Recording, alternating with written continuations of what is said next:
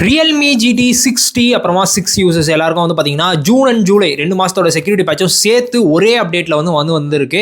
இப்போ வந்து பார்த்தீங்கன்னா 1010 அப்படின்ற வெர்ஷன் முடியறதுல வந்திருக்கு. 1.01 ஜிபிக்கான அப்டேட் வந்திருக்கு. ஒன்ஸ் இதை டவுன்லோட் பண்ணி இன்ஸ்டால் பண்ணலாம் அப்படின்னு சொல்லிட்டு நானும் பார்த்துட்டு இருந்தேன்.